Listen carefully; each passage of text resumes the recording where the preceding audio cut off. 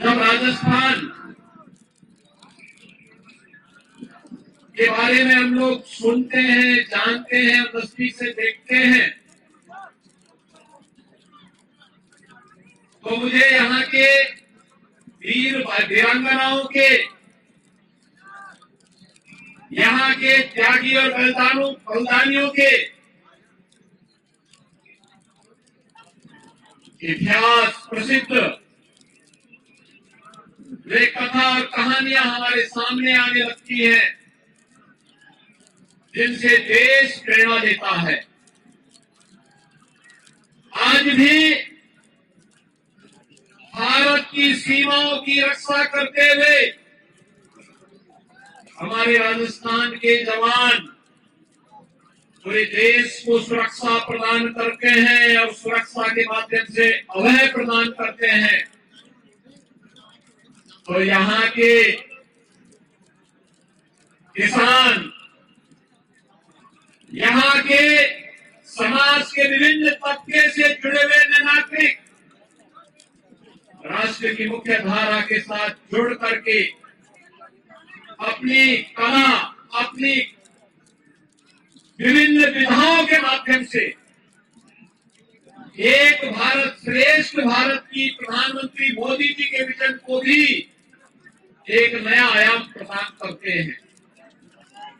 भाइयों बहनों, पूरे राजस्थान में परिवर्तन एक नई बहार है। राजस्थान के लोग चाहते हैं इस बार परिवर्तन होकर के रहेगा, और भाइयों बहनों, उसी में आपका आह्वान करने के लिए आज मैं विशेष रूप से आया हूं। आप देख रहे होंगे पूरे देश के अंदर प्रधानमंत्री मोदी जी के नेतृत्व में लोगों में एक नया उत्साह है, एक नया उमंग है,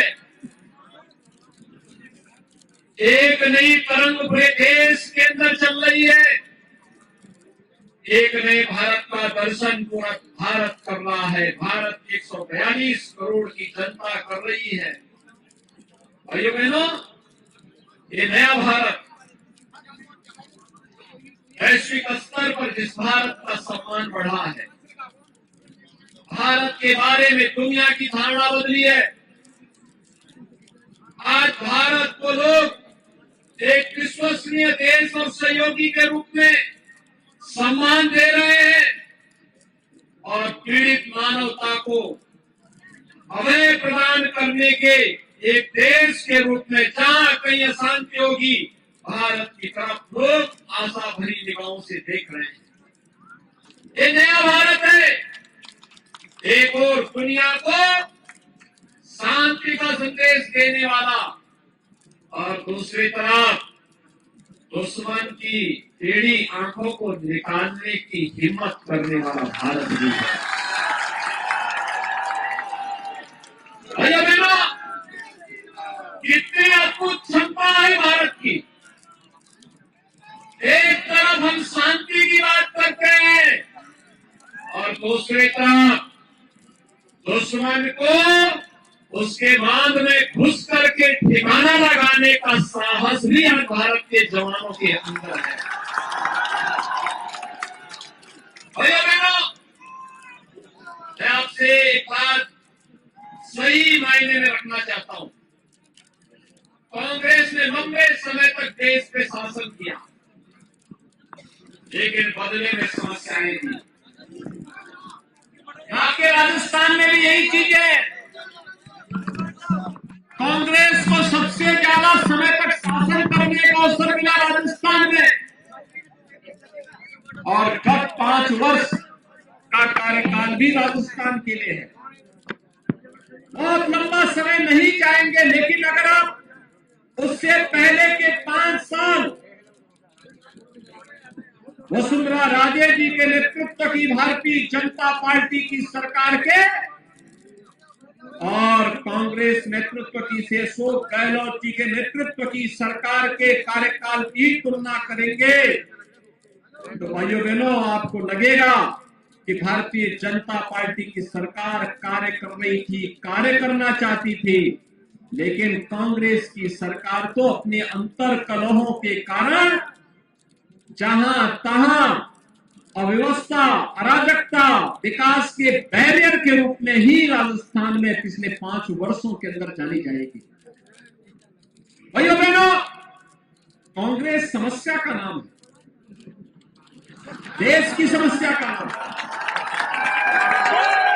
देश के अंदर जो आतंकवाद है ये कांग्रेस की देन, नक्सलवाद कांग्रेस की देन, ये गुंडागिरी कांग्रेस की देन, ये माफियागिरी ये कांग्रेस की देन। और भाइयों बहनों, ये कांग्रेस इस समस्या का बोझा है और भारतीय जनता पार्टी देश की समस्या का समाधान का नाम है। समाधान भाजपा है, मोदी है, समस्या का समाधान मोदी जी के माध्यम से हुआ है और होगा भी। कांग्रेस ने आतंकवाद की समस्या दी, मोदी जी ने और अमित शाह जी ने आतंकवाद की जड़ कश्मीर की धारा 370 को सदैव के लिए समाप्त कर दिया। कांग्रेस हमारी आस्था के साथ खिलवाड़ करती थी। आस्था के साथ खिलवाड़ कैसे? हिंदू मंदिरों को एक समय में मुगल कालखंड में अपवित्र करके, क्षतिग्रस्त करके, तोड़ करके वहां गुलामी के ढांचे खड़े कर दिए गए थे। अयोध्या में ही आपके सामने क्या उदाहरण है। 500 वर्ष पहले बाबर के समय राम मंदिर को तोड़ दिया गया, उसके ऊपर एक विवादित ढांचा खड़ा कर दिया गया। हम आंदोलन करते थे, कांग्रेस की सरकारें अत्याचार करती थी। हम लोग नारा लगाते थे, रामलला हम आएंगे, मंदिर वही बनाएंगे। कांग्रेस के लोग हंसते थे, कहते थे कैसे बना देंगे।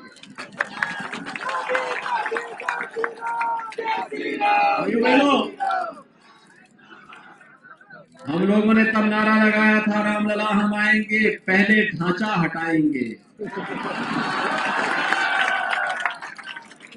और ढांचा हट गया तो उसके बाद फिर नारा दिया, रामलला हम आएंगे, अब मंदिर यही बनाएंगे। फिर कांग्रेस के लोग हंसते थे, कहते थे कि क्या ये संभव हो पाएगा। और भाइयों बहनों, आज आप में से किसी को संदेह है क्या कि अयोध्या में राम मंदिर का निर्माण नहीं हो रहा है? हो रहा है ना, राम मंदिर का निर्माण हो रहा है ना। अयोध्या जाने की इच्छा है क्या? कितने लोगों की इच्छा है? मैं तो सरकार राजस्थान ही आना चाहता है। भाइयों बहनों, 22 जनवरी को प्रधानमंत्री जी के कर कमलों से अयोध्या में राम मंदिर में भगवान रामलला विराजमान होंगे। और इसके लिए मैं आपके पास आया हूं, आपसे कहने के लिए, इसी के लिए आया हूं, आज आपका आमंत्रण देने के लिए भी। भाइयों बहनों, एक और कांग्रेस आपकी आस्था के साथ खिलवाड़ करती थी, देश के विश्वास के साथ घात करती थी, और दूसरी तरफ गरीब का भी जो हक था उसको छीन लेती थी।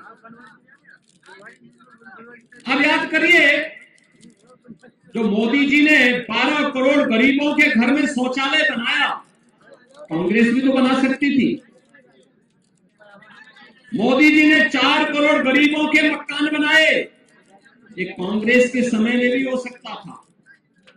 मोदी जी ने 4 करोड़ गरीबों के घर में बिजली पहुंचाई, कांग्रेस भी कर सकती थी। 10 करोड़ गरीबों को उज्ज्वला योजना का फ्री में कनेक्शन दिलवाया, कांग्रेस भी कर सकती थी। 50 करोड़ लोगों को आयुष्मान भारत में स्वास्थ्य बीमा का कवर पूरे देश के अंदर दिया, कांग्रेस भी कर सकती थी।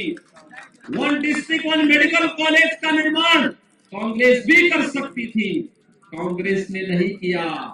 कांग्रेस तो एक ही बात करती थी, कांग्रेस एक ही बात करती थी कि देश के संसाधनों पर पहला अधिकार मुसलमानों का है, बोलती थी ना, यही तो बोलती थी ना। और भाइयों बहनों, मोदी जी ने कहा देश के संसाधनों पर पहला अधिकार गरीब का है, किसान का है, नौजवान का है, महिलाओं का है, दलित का है, वंचित का है, पिछड़े लोगों का है, समाज के हर तबके का है। और इसके लिए उन्होंने नारा दिया सबका साथ, सबका विकास। भाइयों बहनों, सबका साथ और सबका विकास का नारा ही है राम राज्य की अवधारणा।